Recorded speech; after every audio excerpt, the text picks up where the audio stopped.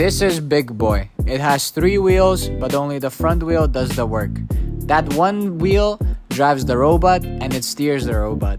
Everything else we built is there to support it. The body is fully 3D printed. We tried to make it as light as we could, yet sturdy and stable, because one wheel has to move all of it. The chassis we printed ended up needing a lot of adjustments. When we tried to build it, we found problems the CAD never showed us. Screws we couldn't reach, parts that did not fit, no room for the wiring, so we cut it, drilled it, and printed it again multiple times. The whole front unit turns as one piece, a wheel and its motor together. A servo turns it left and right. Our first design did not work. We put the turning point beside the wheel instead of above it. So when we steered it, the wheel did not turn on the spot. It was dragging sideways across the floor, and the servo had to fight it. We rebuilt it and put the turning point right above the wheel. The difficulty to steer depends on where you put the pivot, not how strong the servo is. Our camera works on its own. The operator doesn't help it. It reads the QR code and changes the color of the light on the robot. It watches the traffic light, and when the light turns green, it sends a message that opens the barrier for 20 seconds.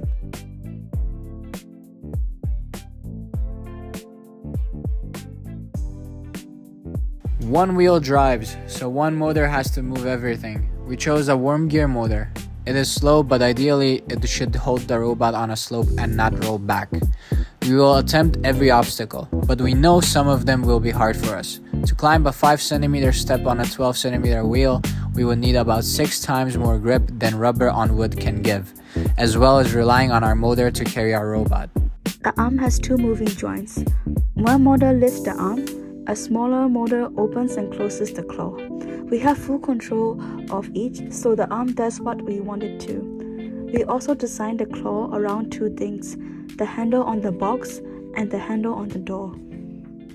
The robot has 2 halves. We control the driving half. Our laptop sends commands over the Wi-Fi to the Raspberry Pi. The Pi passes them to the STM32 chip, which runs the motor and the servos. The chip checks every command before it uses it, so a bad message can never reach a motor.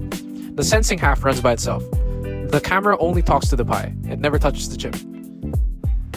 After testing, we found that the main issue was not the wheel grip, but the drivetrain's ability to generate enough force to lift the robot over obstacles. Using the wheel climbing equation for our 12 cm diameter wheel and our 5 cm step, our calculations showed that the wheel would need to produce nearly 6 times the robot's weight and driving force to climb a single step. This required wheel torque exceeded what our motor and drivetrain could reliably deliver, causing the motor to stall and the chain to occasionally slip under high load. This analysis helped us understand that the limitation was the force required to overcome the obstacle rather than the traction alone. Every part of this robot was designed, printed, wired, and programmed by the 5 of us.